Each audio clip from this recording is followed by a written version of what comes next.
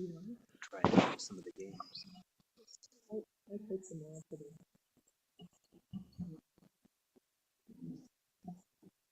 So were my phones since there's three.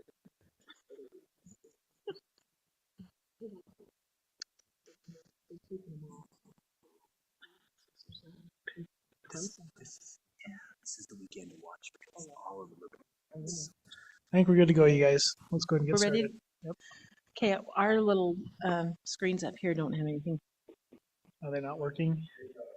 Is that okay? We'll just watch it. Microphone recording it, huh? Is this, maybe this is enough.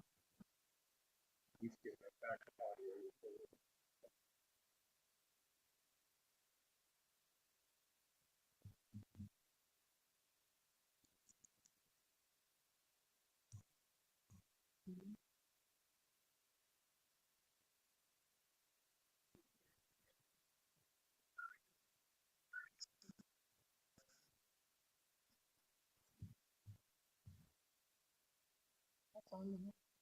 I hit the input now. Well, no, it just has this. I hit the input and it said, The screen we've got the written it things. said so we're good. input and it said We're okay. We can HDMI. see it up there. We're good. We're fine. We can watch. We've got it all surrounding us everywhere. So. Okay, you ready to go? Yep.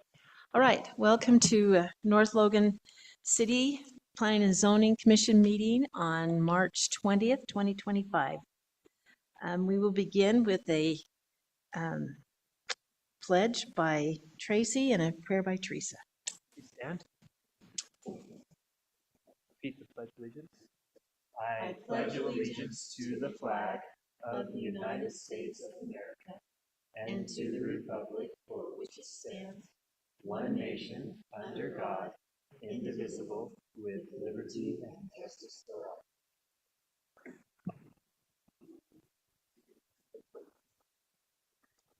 Our Heavenly Father, we're grateful this evening for the many blessings that we enjoy. We're grateful to live in a free country. We're grateful to live in a good state and a beautiful city. We're grateful for the opportunity that we have to participate in planning for our city, and we ask that you might bless us as a commission, that we might be able to make those decisions that will be most beneficial for the people that we serve. And we say this in the name of Jesus Christ. Amen. Thank you, Tracy and Teresa. First item is we need to adopt the agenda. So can we have somebody make a motion to do that? Teresa will make that motion. Second. Okay, Teresa made the motion and Gavin seconded to adopt the agenda. All in favor? Aye. Any opposed? All right, thank you. Next, we need to have a motion to adopt the minutes of February 20th meeting. So moved. All right, Gavin made a motion. I'll second Tracy seconded it. All in favor? that. Aye. Any opposed? Great. All right, moving right along. Scott, do you want to give us any follow-up on previous meetings? Yeah, two items. So on the general plan, city center master plan, city council, as you know, moved to approve those plans. They did make a contingent on adding just a little bit more language with regards to owner occupancy of certain housing product types. So that language was into those drafts, and council has reviewed those updated drafts, and so those have now been finalized, and we're working towards getting them published. So those will be up on the website in the next week or so, and we'll have those more forward-facing as finalized documents. So just one last thing we needed to identify on those to get them published broad and wide. So that's where those are. And then as of the last meeting, the Susan Smart rezone on the corner of 2500 North and 8th East. As a reminder, Planning Commission provided a positive recommendation. It was heard by the City Council and it did pass with the City Council's approval. So there's a few things we need to work with the applicant on to record the development agreement that specified those conditions of approval for a future home. But once those are signed, we'll make that recorded with the county, and that will officially change the zoning map. So there's a couple of administrative items on the back end we need to work with the applicant on, but that's where that project is. It was approved, and we'll see a change as long as we move forward with those recording items. those are the only two items, follow up from previous meetings. Okay, thank you, Scott. All right, let's move on to item number 1. We have a public hearing and discussion. We don't have to take action on, but discussion regarding the draft zoning text amendments to the North Logan Municipal Code, sections 12A and 12B, intended to begin implementing the goals and policies contained within the recently adopted 2025 general plan. So we will, Scott, do you want to? Yeah, just give a real quick summary.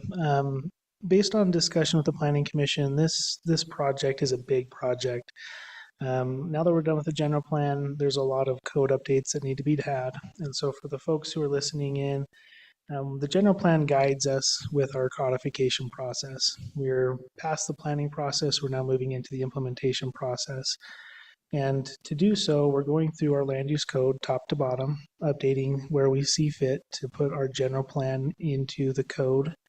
And the first two sections we reviewed with the Planning Commission in work session last month, and we wanted to hold public hearings along the way. We don't have any action scheduled for tonight. We want to make sure that we have time to review them in work session with the Planning Commission. We hold a public hearing, see if the public has any feedback or thoughts, and then we'll move on to the next packet without taking any action. We'll kind of put it on the table. We'll move on, work on other elements, and then we'll come back and have a larger review and action once we're done with everything. So this first public hearing is scheduled for us to look at 12A, 12B, see if anybody has any feedback on those to date.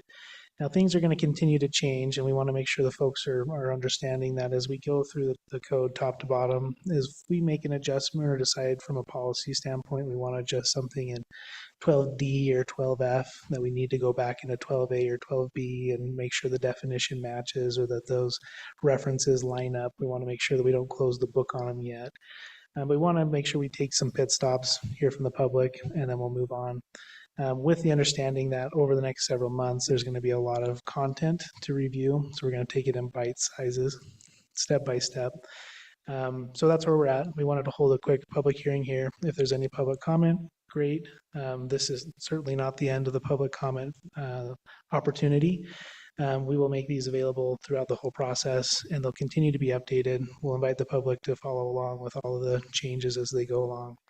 But that's where we're at now. 12A, general provisions, it kind of lays out just the structure of the land use code, the authority of the land use code, why we have a land use code.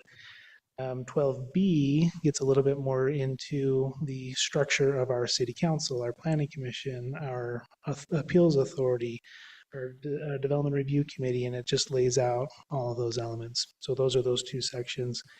I'm happy to go into more detail if we feel necessary, but we wanted to provide an opportunity for any public comment at this point. Thanks, Scott. Yep. I will read you the instructions for the public hearing. If anybody has any comments, before you begin, please state your name for the record. Speak into the microphone so your comments can be recorded. Please limit your statements to 3 minutes. You are not allowed to combine or bank minutes to speak on behalf of others. Please phrase your opinions in the form of statements, not questions. A public hearing is your opportunity to express your opinions to the commission, not a time to ask questions of or to expect dialogue between yourself and the commission. Please address your comments to the commission, not to the public. The commission might ask questions about your comments in order for them to better understand you. In the future, note that if you have any questions or need to discuss an issue, you may meet with the city council members or the appropriate city staff member before the public hearing where dialogue can take place. You may provide a written statement as your input for a hearing. You may read your entire statement or summarize it. The 3-minute limit still applies. You may provide a copy of a written statement to the city recorder. He will make copies for the city council, and the written statement will become a part of the public record. However, the written submitted statement will not be included in the minutes of the meeting. So we will begin our public hearing. If we have anyone that would like to address any issues, I'm going to get my phone out to time.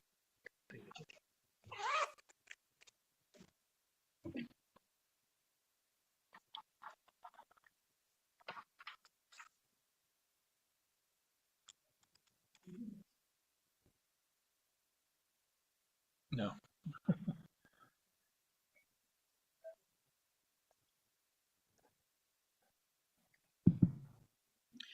Russell Goodwin.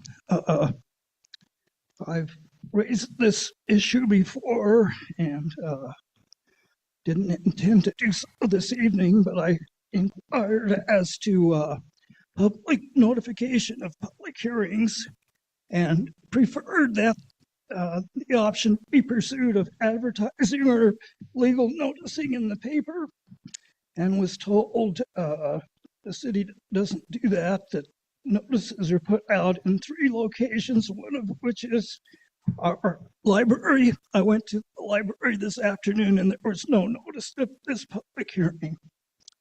I'm absolutely guarantee that every council member and our mayor campaigned on improving community involvement in our city government, bettering communication, and yet it doesn't seem we're, in my opinion, making much progress on that matter. I support the efforts that's being done here, revising our city code to make it comport with the new general plan. That's the way it should happen and should follow, and Scott is doing a tremendous job in my opinion, but just wanted to make note of lack of proper notice, as I understand it, of this public hearing. I don't have internet. I don't have a smartphone or cell phone by choice. I don't want to. As I study the matter, the internet is a dangerous place, is destructive to our society, and I don't think it's right or proper for the city to compel me to subscribe to an internet service, pay for the equipment so that I might somehow participate in city endeavors. Thank you. Thank you, Mr. Goodwin. That's noted. Anyone else?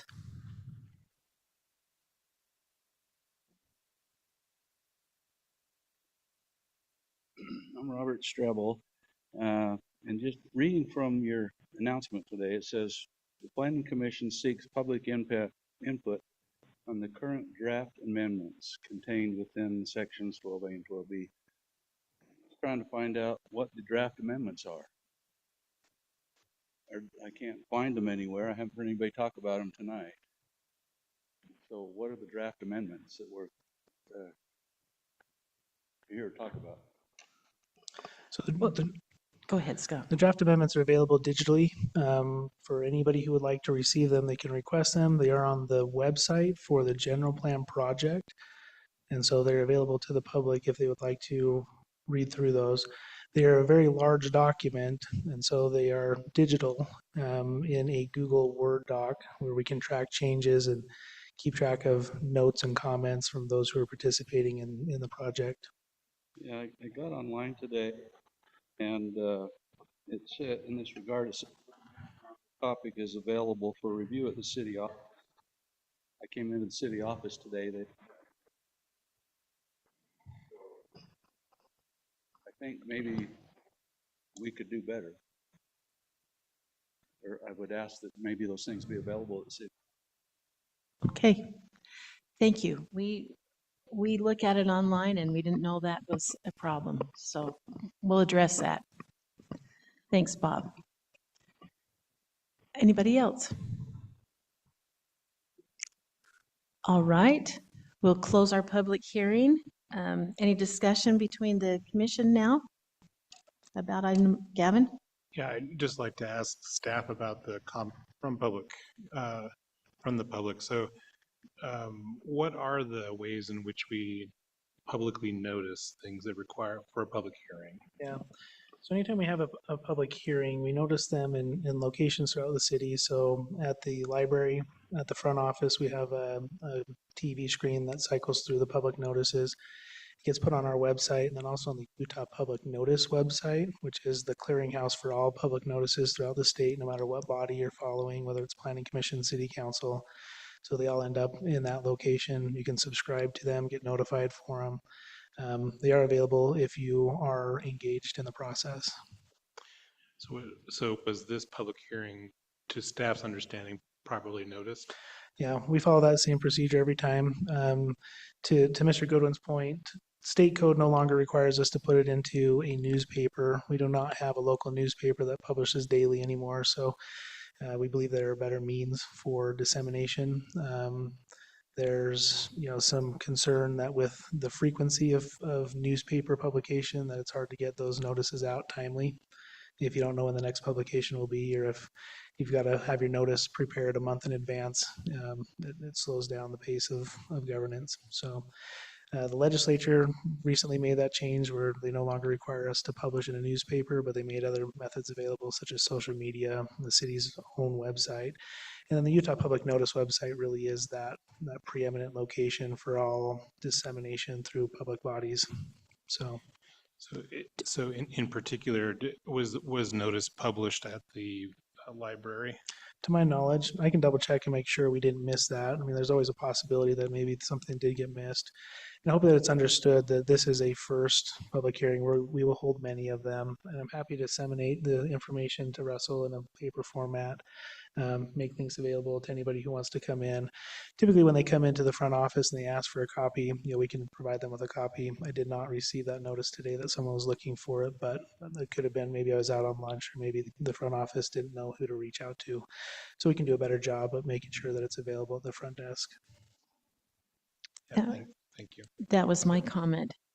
The front desk needs to know how to let people know about this. So that's something we can work on. Thank you for letting us know. Any other comments?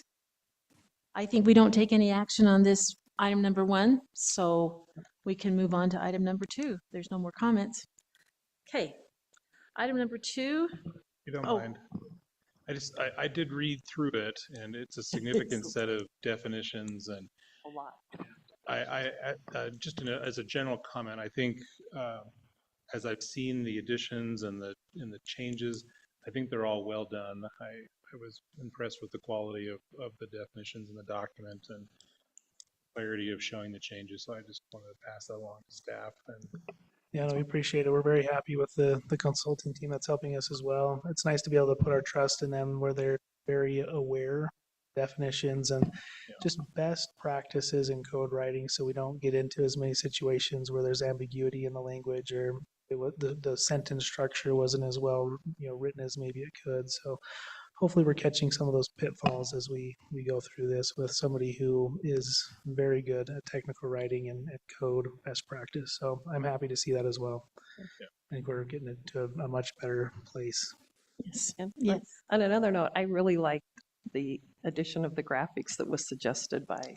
Yeah. That was really nice. Yeah, graphic communicates a million times better sometimes than a very wordy sentence or paragraph. So Right. yeah, we'll continue to do that, and we'll see a lot more graphics with the city center code as well. I like the graphics a lot. Good. Thank you. I'll help you with that. It's on the website for the project, so I'll walk you through that. Yep.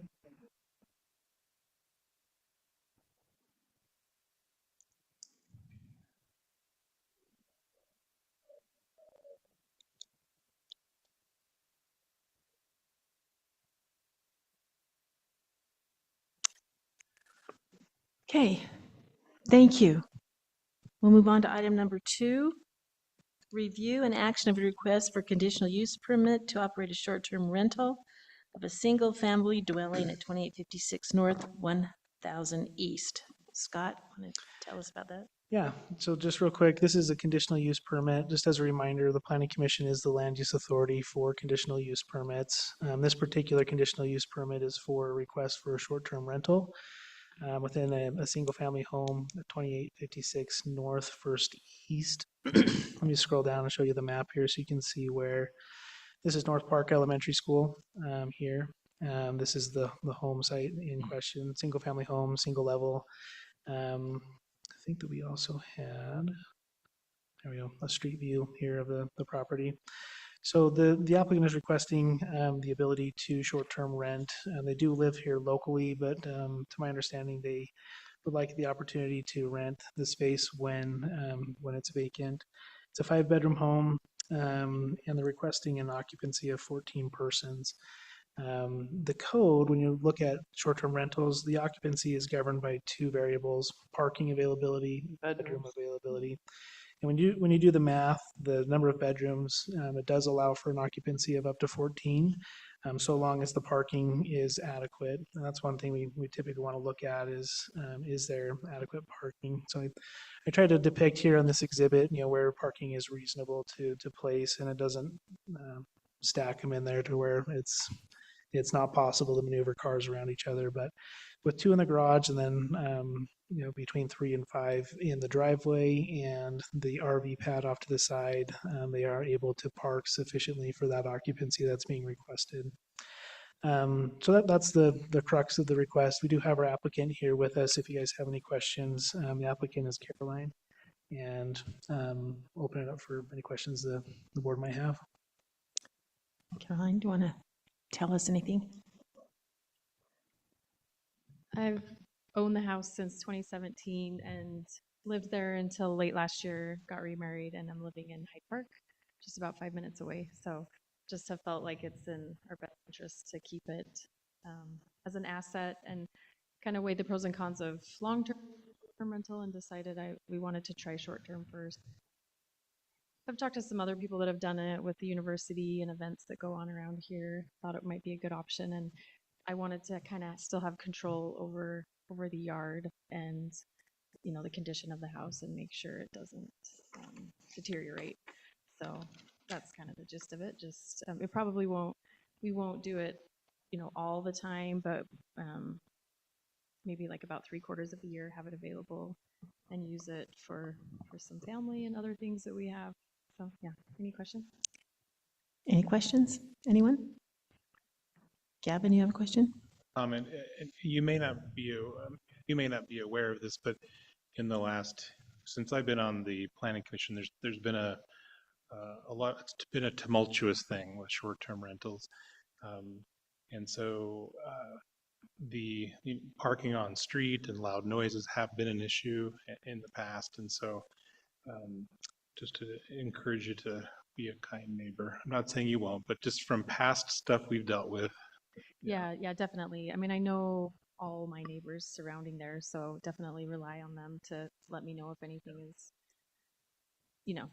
not what they want or what they see. And I don't think they'd have any problem telling me. Also, the goal is not just to throw it out there and make as much money as I can. So try to be selective and find out a little bit about people before you, go ahead and let them rent.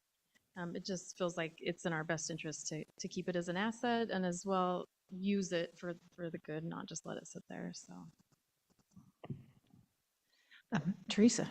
Mine isn't a question for you, but as I looked through it, I was just impressed and thought, it seems like it just fits everything to me. I looked through the whole thing, and me and parking is good, and the number of people in the bedrooms is good. I felt like it was a really good application, so I'm very much in favor of it. I have to agree with Teresa. I think it makes sense to me. So I think we're ready to, let's see, we vote on this, don't we? Yeah, just a The reminder, conditional use. there are a list of standard conditions in here that Well, they follow the have to do code. some more things. Yeah, I noticed they get the business license, Yeah. get the fire, Couple inspections, yep. Nan, I move that we approve the conditional use permit to operate a short-term rental within the single-family dwelling at 2856 North, 1000 East, subject to the conditions and findings from the staff report. Good motion. I'll second that. All right, Gavin has moved and Teresa has seconded that we that we grant a conditional use permit to this property. All in favor? Aye. Any opposed? Great, thank you. thanks, and thanks for all you guys. Just appreciate your comment about keeping the yard and up to Right. date too. Thank you for that Yeah, comment and that observation. It's a little stressful to have a property that you love and care about and to keep. So yeah, hopefully thank it you. will. Thank you. be a good- Thanks. Okay. All right, let's Caroline, move on. I'll be in touch with you and I'll give you some next steps. On to item number 3, it's our work session, review and discuss regarding draft zoning text amendments to the municipal code, section 12C, intended to begin implementing the goals and policies contained within the recently adopted general plan.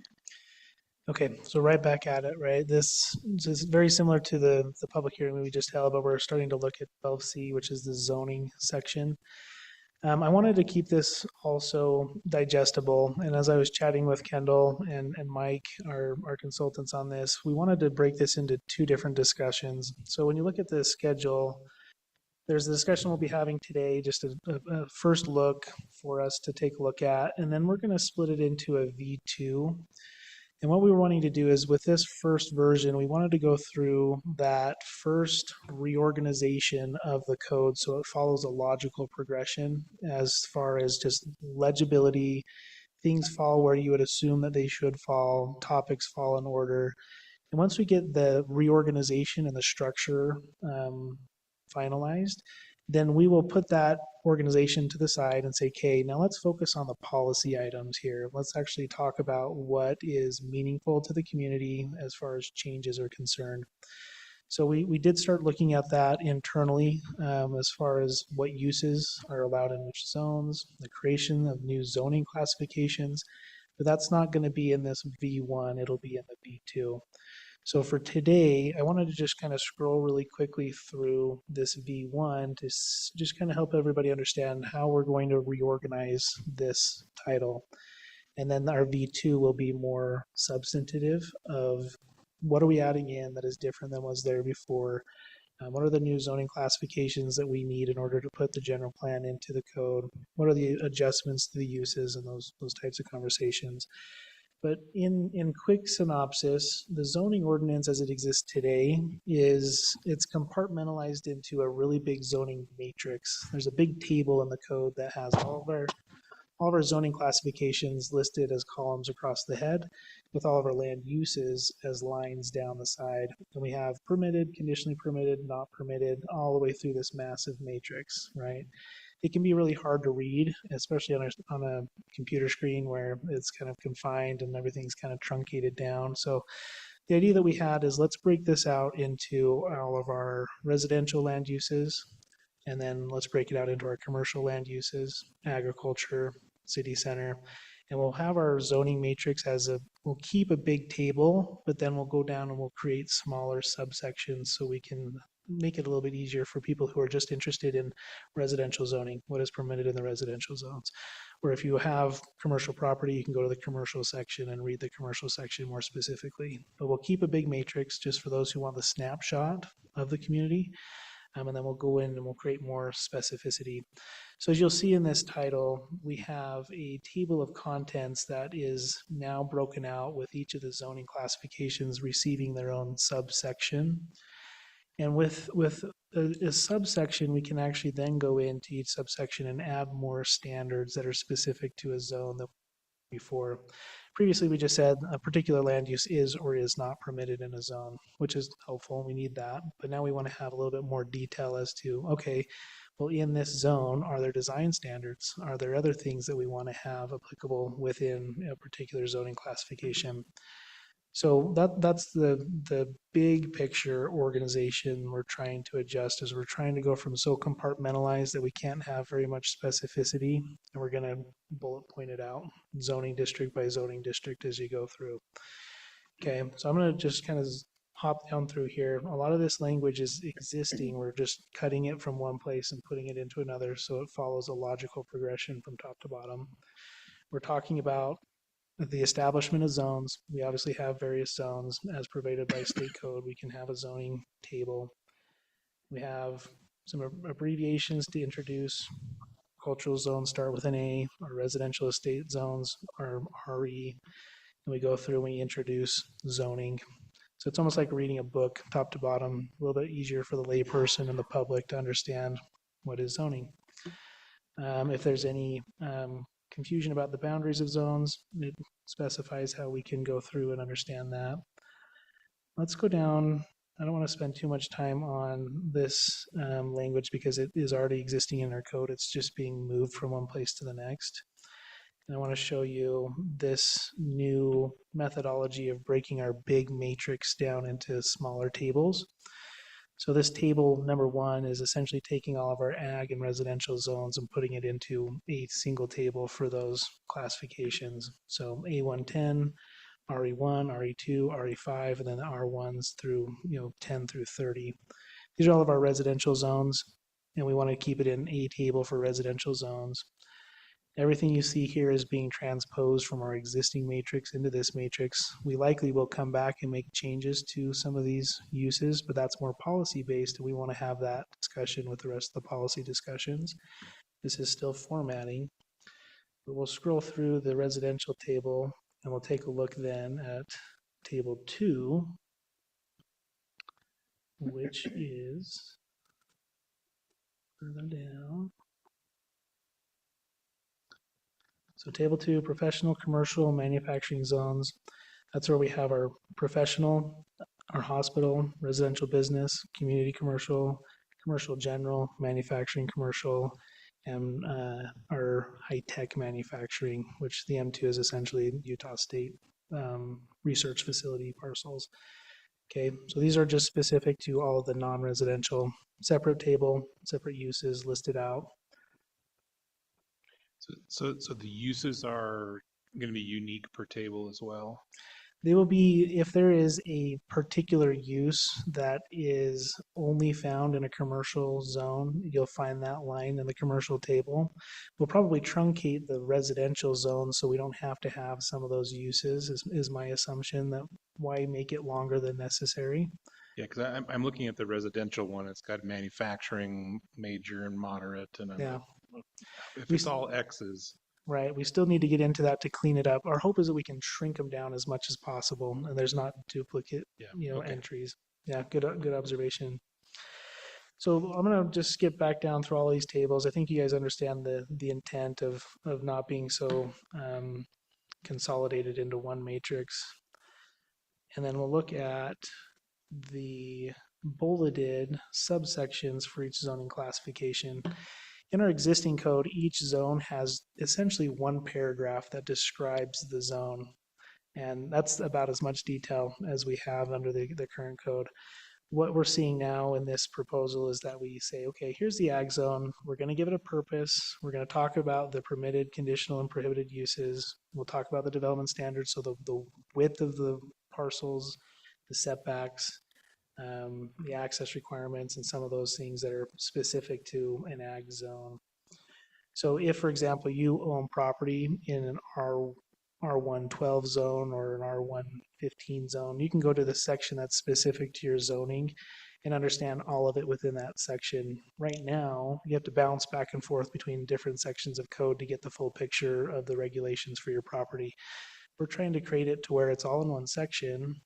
It's legible, it's accessible to the public that is not an advanced code reader, so to speak. Okay, so you'll see as you scroll through this, it goes section by section, single family R1, multifamily residential, and we're just adding more detail as you go through. Okay, the other part, I'm going to scroll back up to the table of contents to get back to where we have some context. The other existing subsections of this code, we will be touching, we will be making some updates to. One of the biggest ones is 12C 1060. This is the existing code for our city center regulations. We anticipate that this section will essentially be replaced with the form-based code that we're creating for the city center master plan. So the bulk of this document, I think this is like 285 pages. I think 100 pages alone are for the city center. So we anticipate a lot of that will be replaced with the new code that we're developing on the side. So keep that in mind. That's a big component that is no longer going to be part of this section. It'll still be in the section, but it won't be the same as what we have now. Okay. And then the other thing that we need to look at is this is kind of an obscure subsection. It's the airport limitation overlay zones. This section essentially is a requirement from the state that we have, because we are within the proximity of an airport, we have to have certain land use considerations so we don't impede aviation. And essentially what the intent of the legislature was that we don't create uses that attract waterfowl. We don't have structures that are too tall within an approach path of the runways for our adjacent airport. And the way that it was done, you can tell back in the day, it was plunked in here without much review of how it might impact other sections of code. It was kind of tacked on, saying, "Hey, we're just trying to comply with the state requirement."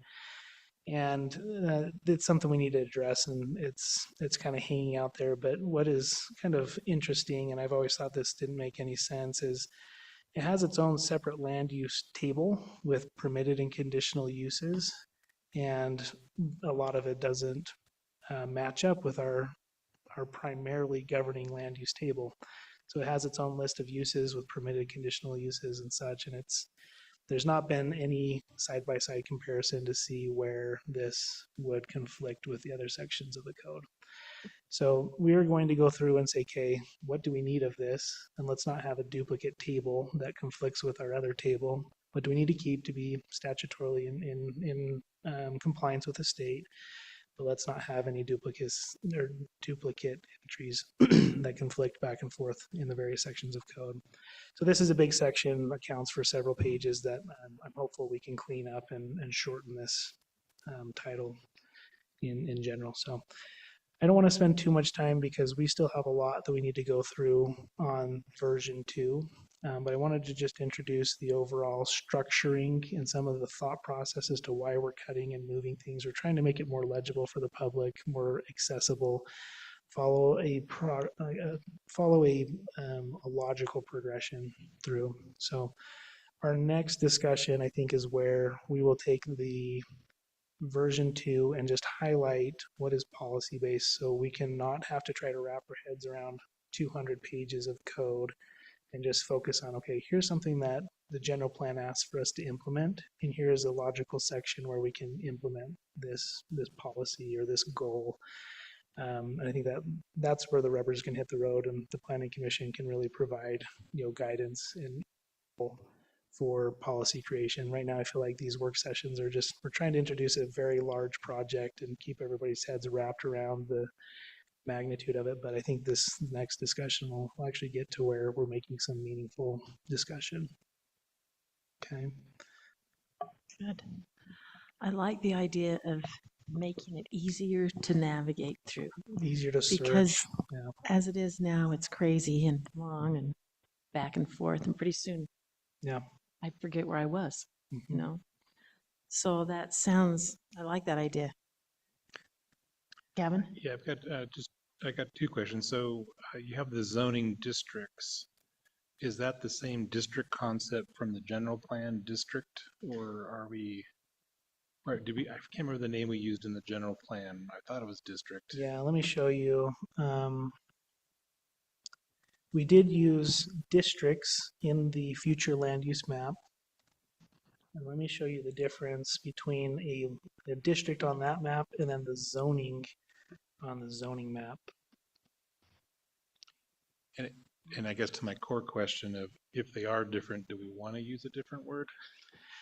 Yes. Well, good point. We don't want to be using the same term, but let me show you. Let's just pull this up here.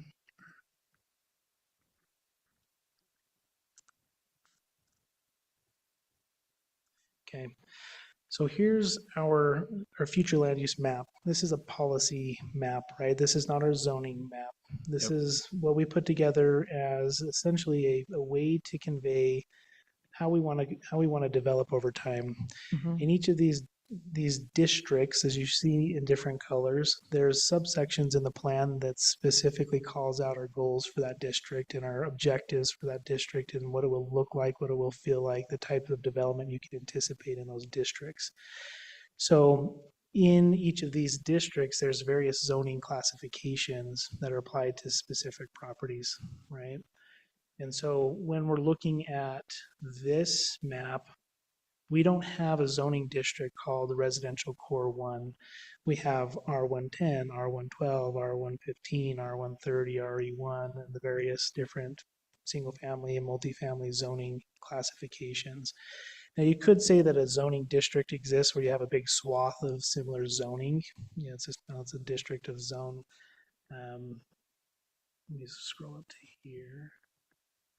This is the current zoning map as the drafting of the plan. So you could argue that this part on the bench here is a big, RE1 zoning district, but that's where it's actually just a classification for RE1.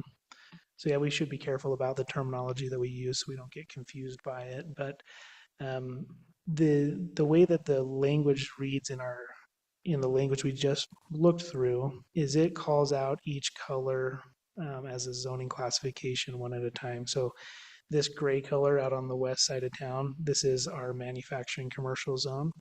We will have a specific section in the code specific to this manufacturing commercial classification, what's allowed in that area, what type of development, the setbacks and the heights and all that stuff. But when you get into the general plan, it is much more high level and general in its guidance. We know that this is a district, a manufacturing commercial district. We know we want to have a 2500 North Gateway district, but the zoning underlying these districts is different. So you've got to keep those two separate in your mind. So, a suggestion to noodle on maybe. Keep if it works. I think that you're right. I think if we're talking about zoning, let's call them classifications. If we're talking about districts, we'll call it the general plan districting, as this map, this exhibit would indicate. When we're looking in the code, we'll call them classifications. Yeah, I think that's wise. And my second one is, so you've added in the 12C, you've added different, you're adding by zone sections, which is great. And so the ones that don't fit those, like signs and height restrictions, those things are kind of cross-cutting across all those zones. They're going to maintain their own section. The zoning classification will have their own subsection in the code. But so the ones, say 12C 1002 height regulations, for example, that's going to maintain its own subsection, and it's not going to be subsumed into the ones underneath. It will. So that's where I think that our consultant is still working to modify the structure, because you'll see. Let me go back to here. There is. So this zoning, the 12C 800, this title, it has those paragraphs for each zoning classification. Right. So we are striking this 12C 800 and we are expanding it into these multiple subsections so they each get their own. Mm-hmm. And I think that that's the intent with the height, is we would take the height out of that one section and put it specifically into each zoning classification subsection. And then like 1016 particular section. Yep. Yeah. Then, for example, 1016 residential landscape requirements would likely get parceled out into the residential one as well. Yeah, I think that that's the intent. Now, we have had some conversations of we might still want to keep a consolidated section. I personally still want to have a single land use matrix, because for me, administrating the code, it's nice to have it all. It provides you that big picture context. So we will still keep that at the top of the code, but then we want to have the ability for someone to say, well, I live in the R112 zone. What all can I do in my area? I'll just go to that section and just have all the information there. So I guess it's currently in flux, to be discussed. Yeah, there's. I hope it's clear. This is a work session. This is how the sausage is made. It's going to be messy for a while. But yes, those are all great questions. And ultimately what we're hoping to do is just have a much more legible code, usable and easy to maintain and modify down the road. Yep. I think that makes sense to have, like with the landscape as an example, a big one, and then specific to that zone. So I think that makes sense to do. Yeah. Yep. So that's the plan. We're cutting and chopping and dicing with a hope that we have a better outcome with much more content to come in V2.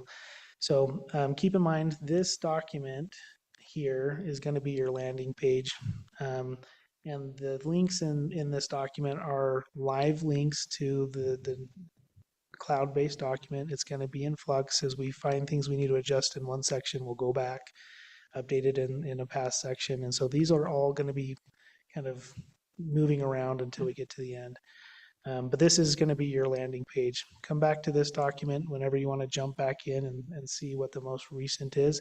And this will also be the document that you find on the project webpage. So for the public that wants to follow along, this is what you'll find. If you do want to have physical copies, come in and grab me. I'm happy to make copies as your particular needs may warrant. Okay. Okay. Any other comments, questions? All right. Thank you, Scott. I think that we need to go to any more staff business or discussion. Just a quick reminder, May 7th through the 9th is the APA Spring Conference. I did see a draft agenda for that, so I know they're getting closer on solidifying the actual program. I will share it once I feel like it's not moving around too much. I think it's still in limbo, so once I get solidified, I'll pass it around. You guys can make more definitive plans on which sessions you'd like to try to make it to. But I did get confirmation that the city will have a dedicated session for our city center master plan, which is fantastic. So our consulting team, myself, we have the opportunity to showcase that to the state planners that will be here in Logan for that conference. So that'll be exciting. That's awesome. So if you can make that one, that'd be great. Good. Okay. And that's, I think, the only discussion item for that. Okay. Any more discussion from the commission? Questions? All right. Our next meeting will be the 10th of April. So plan on that.